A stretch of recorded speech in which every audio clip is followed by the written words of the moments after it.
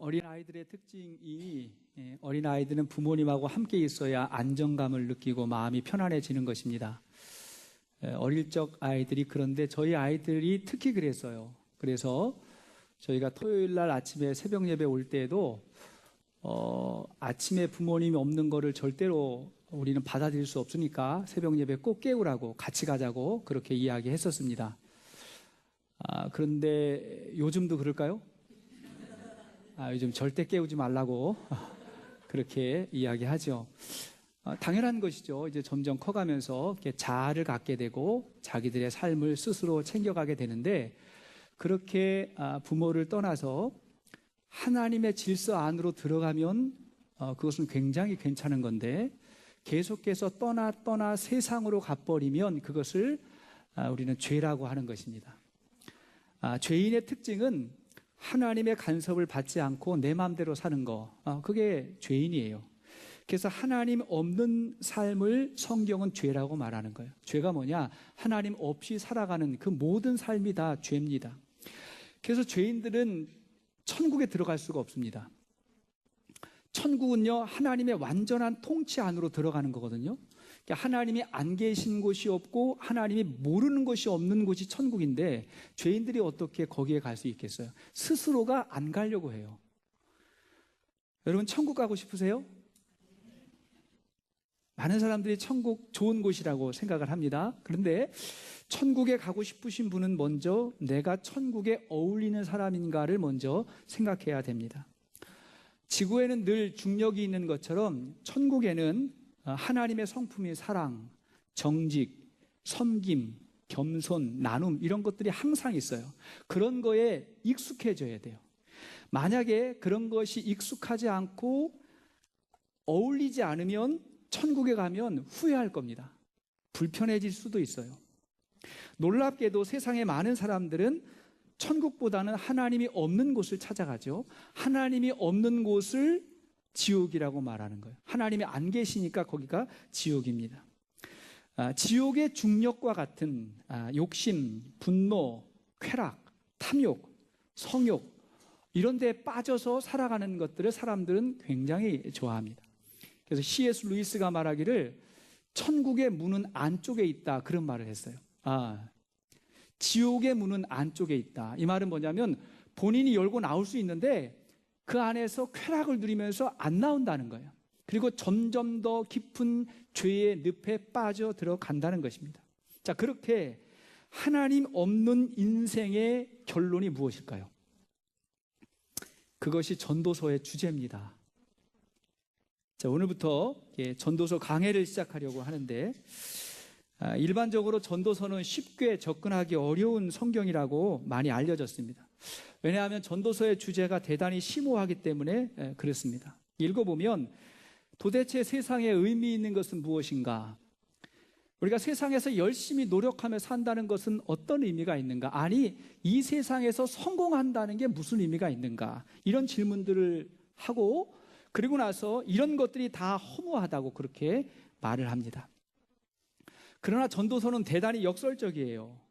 의도적으로 이러한 질문을 해서 하나님이 없는 삶의 실체를 보여주는 것입니다.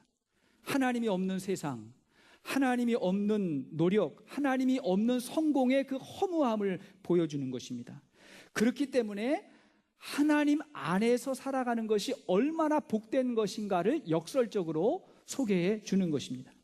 그래서 전도서는 끝까지 다 읽어야 돼요. 앞부분만 읽다가 말면 도대체 이게 무슨 말인가? 이렇게 의미 없는 세상을 살 필요가 있는가? 이런 생각이 문득문득 들 수가 있어요. 그래서 전도서 마지막 절에 마지막 부분에 뭐라고 하는가를 먼저 찾아보겠습니다. 자, 전도서 12장 13절 이하의 말씀 보니까 시작. 이래 결국을 다 들었으니 하나님을 경외하고 그의 명령들을 지킬지어다. 이것이 모든 사람의 본분이니라. 하나님은 모든 행위와 모든 은밀한 일을 선악간에 심판하시리라. 자, 일의 결국을 다 들었으니까 어떻게 해요? 하나님을 진심으로 경외해야 된다는 것입니다. 또한 전도서는 초신자들이나 젊은 사람들에게 정말 필요한 성경입니다. 제가 최근에 우리 교회 성도님 가운데 한 분이 성경을 보다가 목사님, 전도서의 말씀이 너무 은혜로웠어요, 이렇게 고백하셨는데, 이분을 보니까 신앙의 연륜이 그렇게 깊은 사람도 아니고 또 비교적 젊은 사람이었어요.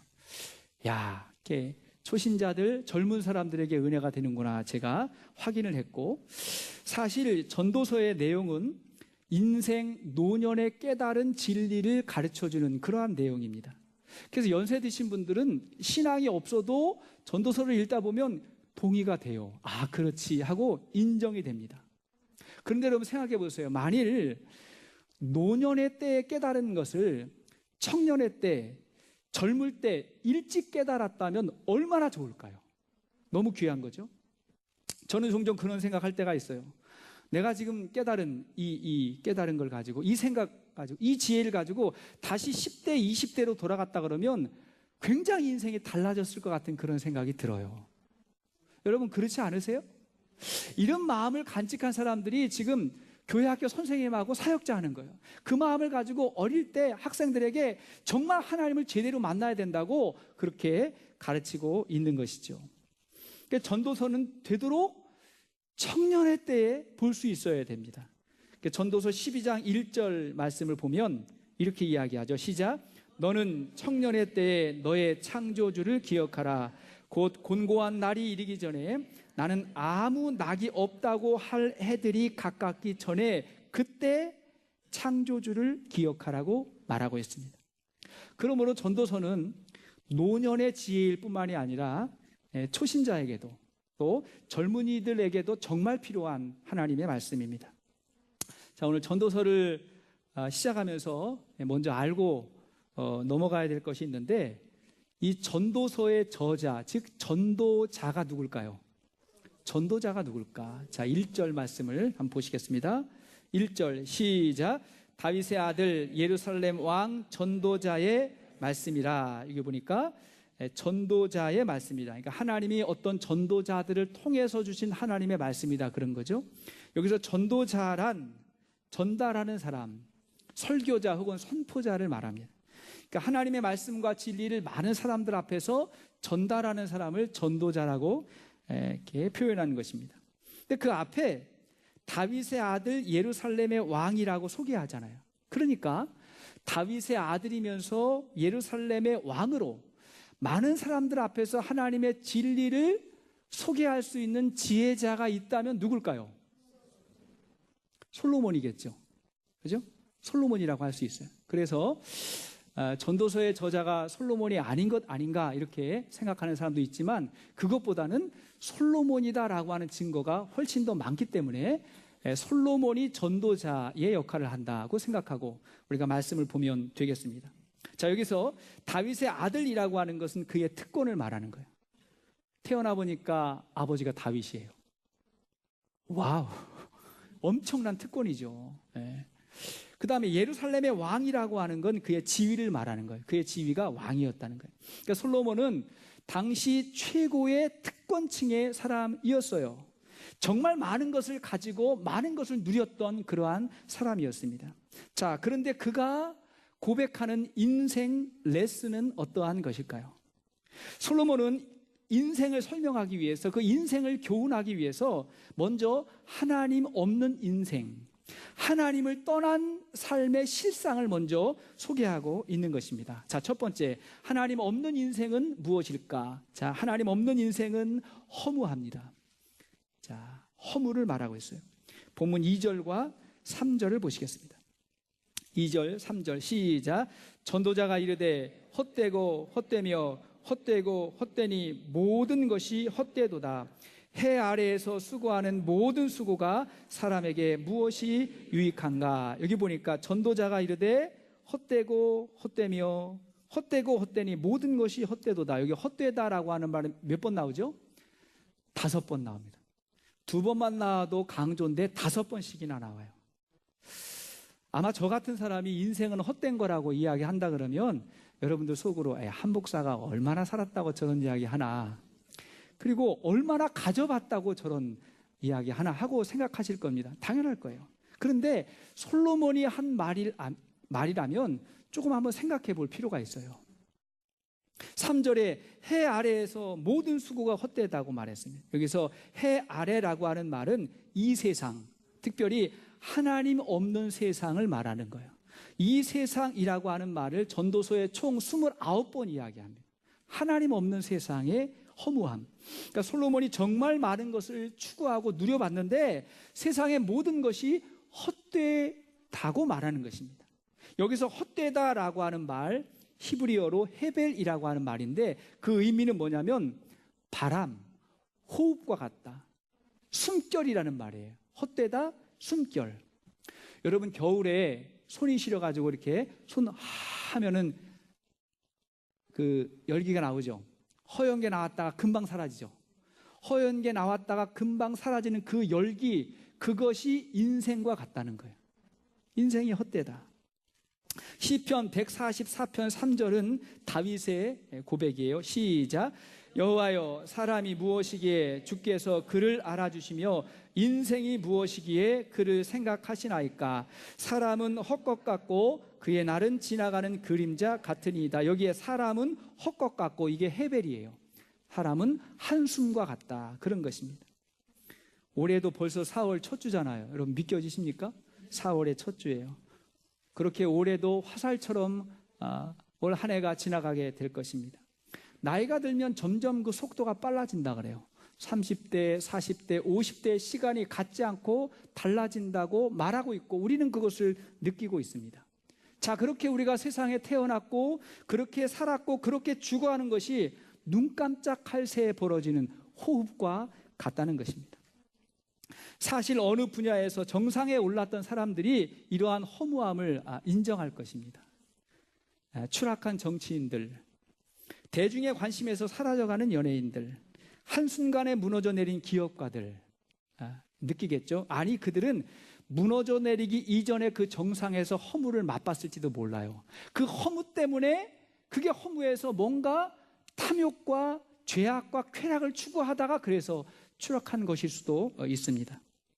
그런 의미에서 인생의 절망은 일찍 해야 좋아요. 일찍 해야 좋습니다. 모든 인생의 끝이 죽음이라는 것을 빨리 받아들일 수 있어야 됩니다. 그렇게 인생의 절망을 맛본 사람이 하나님을 찾게 되고 인생의 죽음을 받아들일 때 비로소 새로운 삶을 시작하게 됩니다. 인생의 죽음을 인정할 때 비로소 오늘을 새롭게 살아가게 되는 것입니다. 그래서 하나님은 우리에게 절망과 죽음 먼저 깨닫게 하세요. 그것부터 알아야 구원이 뭔지를 안다는 거예요. 로마서 3장 20절 말씀 보니까 시작. 그러므로 율법의 행위로 그의 앞에 의롭다 하심을 얻을 육체가 없나니 율법으로는 죄를 깨달음이라. 하나님이 율법을 먼저 주셨는데 그 율법으로 구원이 아니라 뭘 깨달아요? 죄를 깨달아요. 우리가 얼마나 철저한 죄인인지를 하나님께서 먼저 깨닫게 하셨습니다. 그런가 하면 로마서 6장 23절 시작. 죄의 싹은 사망이요 하나님의 은사는 그리스도 예수 우리 주 안에 있는 영생이니라. 그 죄의 결과가 뭐라고요? 사망, 죽음이라는 거예요. 율법의 역할은 내가 얼마나 큰 죄인인지를 알게 하고 그 결과가 사망이에요. 그걸 알게 되면 우리는 구원에 대해서 갈망하는 거예요. 도대체 이 죄인, 내가 어떻게 구원받을 수 있을까? 어떻게 해야 내가 이 죄의 지배를 벗어날 수 있을까 하면서 오호라 나는 곤고한 자로다 하면서 구원을 열망하게 돼 있습니다. 솔로몬은 세상이 다 허무하다는 걸 빨리 깨닫고 허무한 세상으로 쫓아가는 그러한 욕망이 아니라 하나님에 대한 목마름을 가지라고, 구원에 대해서 열망하라고 그렇게 이야기하고 있는 것입니다. 여러분, 하나님이 우리를 교육하세요. 우리를 가르치세요. 교육이라고 하는 말의 영어 그 education이라고 하는 말은 라틴어의 educare라는 말에서 왔는데 그 말의 의미가 뭐냐면 내면에 있는 것을 꺼내다, 내 안에 있는 것을 드러나게 하다, 그런 말이에요. 그러니까 가르친다는 행위는 뭐냐면 주입하는 게 아니고 그 사람 안에 있는 것을 끄집어내는 거예요. 그게 잘 가르치는 거예요. 다시 말하면 진리에 목마르게 하는 거예요. 목말라서 스스로 찾아가도록 하는 게 아주 좋은 교육인데 하나님이 우리를 교육하세요. 여러분, 왜 하나님이 우리에게 고난, 훈련을 허락하실까요? 왜 허락하시죠? 이 세상에 안주하지 않고 허무한 인생을 의지하지 말고 하나님에게 목마르게 하기 위해서 잠시 허락하시는 것입니다. 그래서 하나님이 이스라엘을 광야로 이끄시고 광야의 갈증 가운데 반석에서 물이 터져 나오는 기적을 맛보게 하세요. 그 반석이 예수 그리스도예요. 그리고 반석에서 터져 나오는 그 생수가 곧 예수 그리스도의 생명인 것입니다. 그걸 주시기를 하나님이 원하세요. 자, 그런가 하면 두 번째, 하나님 없는 인생은 영원하지 않습니다. 영원하지 않아요. 여러분, 세상이 허무한 것은 그것이 영원하지 않기 때문에 허무한 것입니다.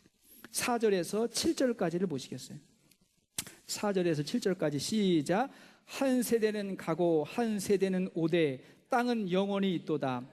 해는 뜨고 해는 지되 그 떴던 곳으로 빨리 돌아가고 바람은 남으로 불다가 북으로 돌아가며 이리 돌며 저리 돌아 바람은 그 불던 곳으로 돌아가고 모든 강물은 다 바다로 흐르되 바다를 채우지 못하며 강물은 어느 곳으로 흐르든지 그리로 연하여 흐르느니라. 여기 보니까 한 세대가 가고 또 한 세대가 오되 그랬죠.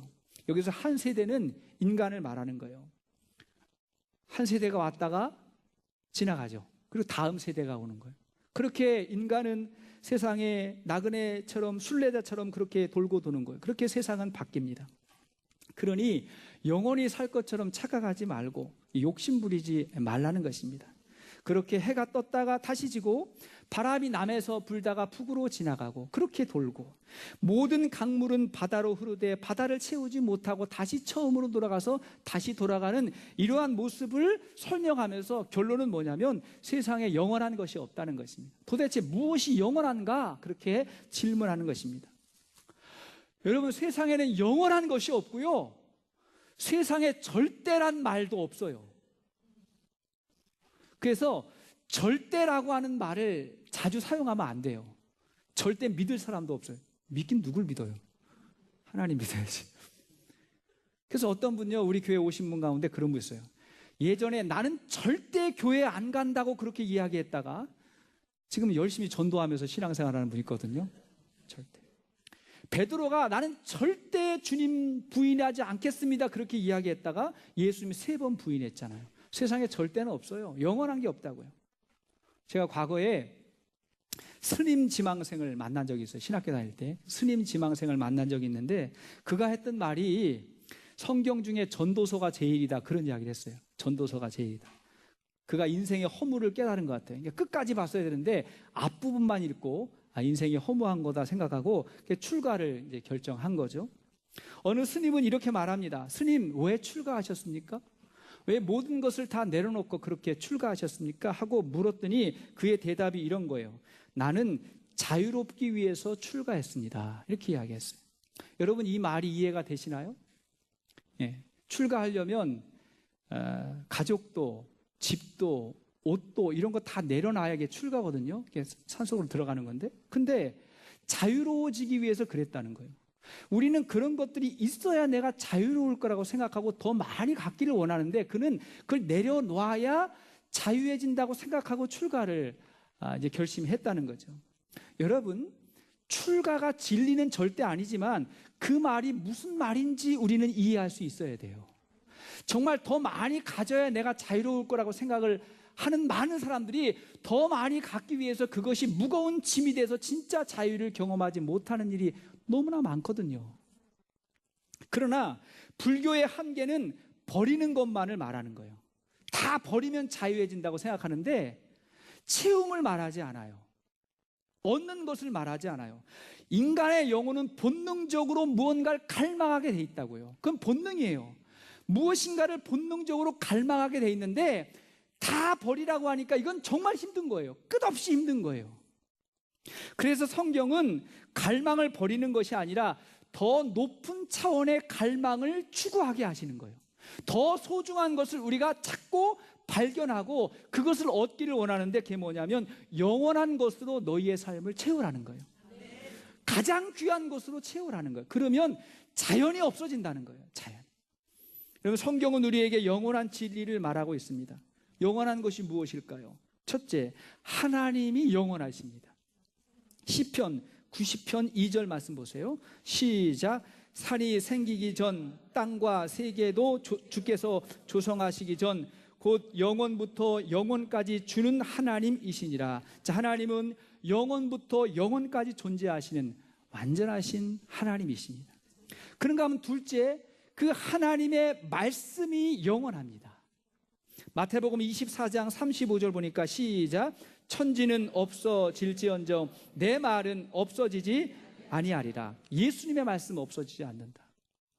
꽃은 시들고 푸른 마르나 오직 여호와의 말씀은 영원하리라 말씀했거든요. 우리가 붙들고 있는 성경 영원한 것입니다. 자, 세 번째가 중요한데, 셋째는 하나님의 뜻을 행하는 사람은 영원을 살게 됩니다. 요한일서 2장 17절 말씀 보니까 시작. 이 세상도 그 정욕도 지나가되 오직 하나님의 뜻을 행하는 자는 영원히 거하느니라. 자, 하나님의 뜻을 행하는 자는 영원히 거한다. 굉장히 중요한 말씀입니다. 그러므로 우리가 하나님과 함께 하나님의 말씀을 붙잡고 주님을 위해 살아가는 모든 삶들은 영원한 것입니다. 영원을 살고 있는 것입니다. 오늘 우리가 드리는 예배도 영원한 거예요. 영원과 연결되어 있는 거예요. 주님이 기억하신다는 거예요. 그리고 이 예배를 위한 우리의 봉사와 섬김도 영원한 것입니다. 그리고 한 영혼의 구원을 위한 우리의 섬김과 사랑과 전도와 선교, 이 모든 것들이 그리스도 안에서 영원한 거예요. 하나님이 기억하시고 인정하신다는 거예요. 요한복음 17장 3절 말씀 보니까 시작. 영생은 곧 유일하신 참 하나님과 그가 보내신 자 예수 그리스도를 아는 것이니라. 여기 보니까 영생은, 영원은 그런 말이죠. 영생은 뭐라고요? 예수 그리스도를 아는 거래요. 주님 만난 것이 영원한 거래요. 그러므로 우리가 예수님 안에 있고 예수가 내 안에 있어서 주님과 함께 살아가는 모든 우리의 인생은 영원한 것입니다. 예수님의 가르침은 이런 거예요. 주님의 가르침은 영원한 삶이 지금 나와 함께 가능하다는 거예요. 지금 가능하다. 천국은 죽음 너머에서 경험하는 것이 아니라 지금 예수님과 함께 하나님과 함께 살아가는 그 삶이 영원과 맞닿아 있는 천국이라는 것입니다. 여러분 믿습니까? 이해가 되세요? 그게 구원이에요. 우리는 영원을 살아가고 있는 거예요. 그래서 인간이 진정으로 원하는 것은 여러분 돈만이 아닙니다. 권력도 아니에요. 인기도 아니에요. 이런 거 다 가져보아도 허무하다고 고백할 수밖에 없는 것이 인간인데, 이 모든 것의 근원이 되시는 하나님을 만나야 되는 거예요. 우리는 하나님을 갈망해야 됩니다. 그 하나님을 소유하면 인생의 허무에서 자유해져요. 그리고 그 하나님을 소유하면 하나님의 나라와 의를 위한 삶을 살아가요. 그리고 하나님 안에서 만족함을 경험해요. 다윗이 뭐라 그랬죠? 여호와는 나의 목자시니 내게 부족함이 없다. 이게 뭐예요? 하나님 안에서 만족함을 경험한 거예요. 젊은 날 허랑방탕한 삶을 살다가 하나님을 만나서 영원한 삶을 시작한 성 어거스틴의 고백을 들어보십시오. 그가 이렇게 고백했어요. 오 하나님, 당신께서는 우리를 당신을 향하여 살도록 지으셨기에 내 영혼이 당신의 품 안에서 쉴 때까지 결코 내게 편안함이 없습니다. 그렇게 고백했어요. 이 말은 뭐예요? 하나님 안에서 영원한 평안을 누리는 그의 고백이었던 것입니다. 이 고백이 저와 여러분들의 고백이 될 수 있기를 주의 이름으로 축복합니다. 자, 그런가 하면 세 번째, 하나님 없는 세상에는 새로운 것이 없습니다. 새로울 것이 없어요. 여러분, 세상이 영원하지 않으니까 새로운 것이 없다는 거예요. 새로울 게 없어요. 사실 우리 인간들은 늘 새로운 것을 추구하잖아요. 새로운 것을 좋아하잖아요. 새 집, 새 차, 새 옷, 새로운 거. 근데 이 새로운 것을 얻어도 그것으로 영원히 만족이 안 되는 거예요. 조금 지나면 이게 헛 것이 되거든요. 우리 아이들이 어릴 적 보면 애들이요, 때를 쓴단 말이에요. 달라고. 장난감, 인형 이런 거 이제 달라고 때를 쓰는데 그거 정말 사주잖아요. 딱 3일이 유효기간이에요. 3일 가지고 놀다가 그다음에 안 봐요. 그거 쳐다도 안 보고 또 다른 거를 이제 추구하는 건데, 이것은 어른들도 마찬가지예요. 해 아래 새 것이 없어요. 새 것이 없어요. 여러분 8절을 보십시오. 8절 시작. 모든 만물이 피곤하다는 것을 사람이 말로 다 말할 수는 없나니 눈은 보아도 족함이 없고 귀는 들어도 가득 차지 아니하도다. 모든 만물이 피곤해요. 우리도 피곤해요. 보아도 족함이 없고 들어도 가득 차지 않아요. 왜? 똑같은 것이 돌고 돌기 때문에 그래요. 여러분, 요즘 새로운 것들이 얼마나 많이 쏟아져 나옵니까? 근데 그것도 조금 있으면 옛 것이 되고요, 그 다음에 그것도 전에 있던 것을 새롭게 발견한 거지, 무에서 유를 창조하신 분은 하나님밖에 없어요. 우리는 전에 있던 것을 그냥 발견한 것뿐이에요. 9절과 10절을 보세요. 시작. 이미 있던 것이 후에 다시 있겠고 이미 한 일을 후에 다시 할지라. 해 아래에는 새 것이 없나니 무엇을 가리켜 이르기를 보라 이것이 새 것이라 할 것이 있으랴. 우리가 있기 오래전 세대들에도 이미 있었느니라. 해 아래 새 것이 없다는 거예요. 여러분, 제가 신학교 들어가서 이제 첫 양복을 우리 어머니께서 사줬는데, 첫 번째 양복을 샀을 때 그때 단추가 2개 달린 것이었습니다. 2버튼짜리 2개 달린 옷을 입었는데, 조금 있으니까 단추가 3개 달린 옷이 막 양복이 막 나오는 거예요. 주위 사람들이 다 단추가 3개 달린 옷을 입고 있고, 어디 가서 옷 살라고 하면 다 단추가 3개 달린 옷을 입었어요. 그러니까 단추 2개 있는 옷을 입으려고 하니까 이게 올드 스타일이 된 거예요. 그냥 얼마 못 입고 그거 그냥 이렇게 버렸어요. 그 3개짜리를 사가지고 이제 입기 시작을 했는데, 그렇게 미국에 올 때까지 분명히 3개였는데, 가지고 온 모든 양복이 분명히 단추가 3개였는데 어느새 다시 단추가 2개가 됐어요. 요즘 제가 입고 있는 게 2개예요. 지금 가서 살라 그러면 다 2개예요. 다 2개를 입고 있는데, 여러분, 그럼 지금요, 제가 단추 3개인 그 옷을 버릴까요? 안 버릴까요? 옛날에는 그 2개짜리는 버렸는데 지금 3개짜리 안 버려요. 지금도 여전히 꿋꿋하게 입고 있어요. 어떤 분은 그것이 올드 스타일이라고 생각할지 모르겠지만 저는 퓨처 스타일이에요. 다시 돌아갈 거예요. 언젠가는. 미리 입고 있는 거예요. 다 그렇더라는 거예요. 여러분, 바지가 달라지는데, 길이가 길어졌다가 좀 줄어졌다가 이거 왔다 갔다 하고, 폭이 넓어졌다가 줄어들었다가 이거 왔다 갔다 하지, 계속 도는 거예요. 그래가지고 새로운 상품이 나왔다고 봤는데 복고풍이에요. 옛날 거예요. 우리 아내가 요즘에 혹시 이제 이렇게 그 드라마 혹 볼 기회가 있어 딱 보면 저거 내가 옛날 입었던 옷인데, 그렇게 이야기를 하는 거예요. 다시 돌고 도는 거예요. 새 것이 없어요. 스타일도 돌고 세상도 돌고 돌아요. 세상이 아무리 첨단 정보와 시대와 같다고 해도 인생의 문제는 돌고 돌고 또 돌아갑니다. 아브라함, 지금으로부터 4,000년 전에 있었던 아브라함의 문제가 나의 문제였고, 야곱의 인생이 오늘 우리의 인생이 돼서 우리는 똑같이 살아가고 있는 것입니다. 그렇게 사람도 세대도 반복되고 있어요. 자, 그런데 성경은 뭐라고 이야기하죠? 성경은 세상에서 자꾸 새로운 것을 찾지 말고 여러분들이 새로워지라는 거예요. 내가 새로워지라는 거예요. 그것이 성경의 가르침이에요. 내가 새로워지면 세상도 달라지지만 내가 새로워지지 않으면 세상은 항상 그렇다는 거예요. 항상 그래요. 내가 달라져야 우리 가정도 달라지고, 내가 달라지면 우리 교회도 달라지고. 어떤 분들이 종종 그러죠. 목사님 말씀이 너무 은혜로웠어요. 예전에는 그런 거 몰랐는데 너무 은혜로웠어요. 이렇게 이야기하는 건 제가 달라진 게 아니에요. 여러분들이 달라져서 비로소 들을 수 있는 귀가 열린 거예요. 옛날에도 들었어요. 근데 그땐 몰랐어요. 이제 여러분들이 달라졌기 때문에 이제 새롭게 들리는 것이죠. 그런데 여러분, 사랑하는 여러분, 하나님은 우리가 새롭게 되는 길을 열어주셨어요. 그게 구원이죠. 새로운 길을 열어주셨어요. 고린도후서 5장 17절 말씀 보니까 시작. 그런즉 누구든지 그리스도 안에 있으면 새로운 피조물이라. 이전 것은 지나갔으니 보라 새 것이 되었도다. 우리가 그리스도 안에 있으면 새로운 존재가 된다는 거예요. 내가 새로운 존재가 되니까 새롭게 변화되는 거예요. 신앙생활도, 가정도 변화가 됐어요. 또한 사도 바울은 이렇게 고백합니다. 고린도후서 4장 16절 보니까 시작. 그러므로 우리가 낙심하지 아니하노니 우리의 겉사람은 낡아지나 우리의 속사람은 날로 새로워지도다. 예수 믿고 변화된 사람은 날마다 새로워진다는 거예요.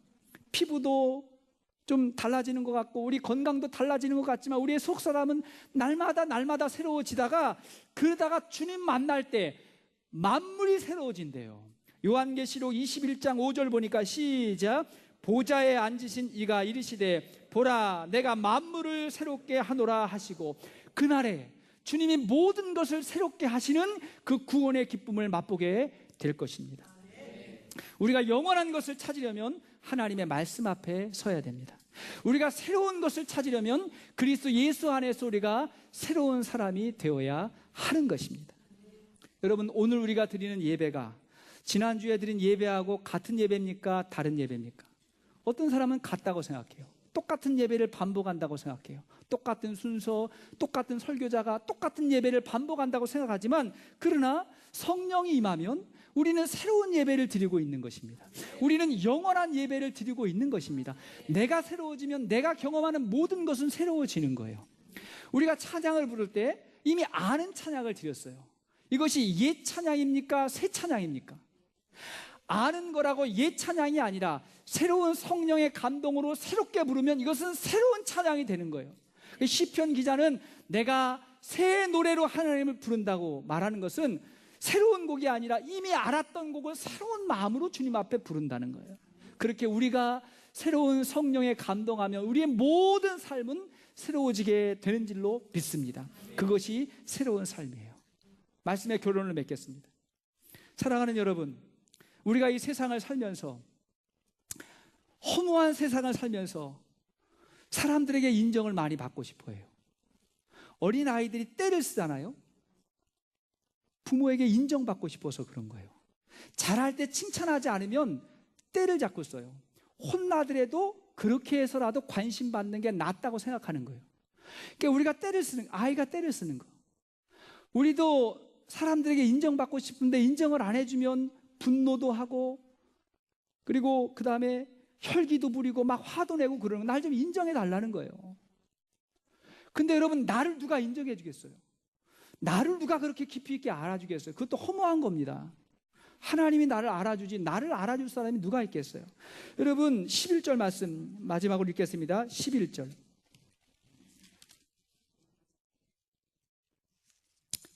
시작.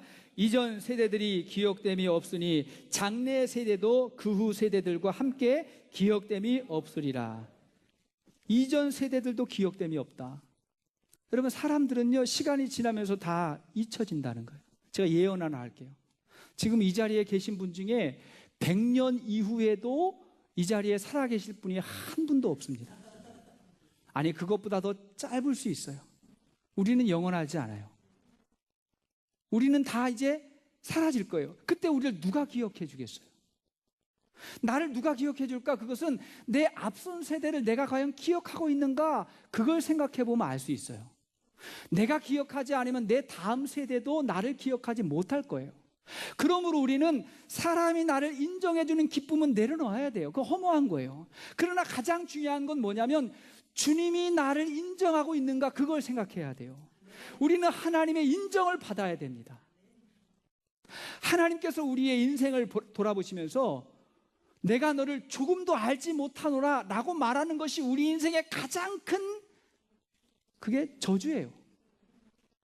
내가 교회도 다녔고 봉사도 했고 나름대로 주님을 찾았는데 네가 주여 주여 찾았지만 내가 너를 도무지 알지 못하노라 라고 말한다면 그는 하나님 없는 곳으로 가는 것입니다. 그게 지옥이에요.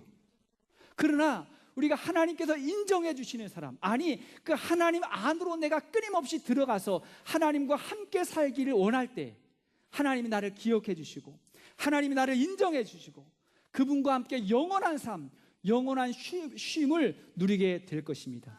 그 기쁨이 오늘 우리가 드리는 예배와 신앙생활의 기쁨이 될 수 있기를 주의 이름으로 축복합니다. 하나님이 인정해 주시는 믿음의 사람 살아가십시다. 같이 한번 기도하시겠습니다.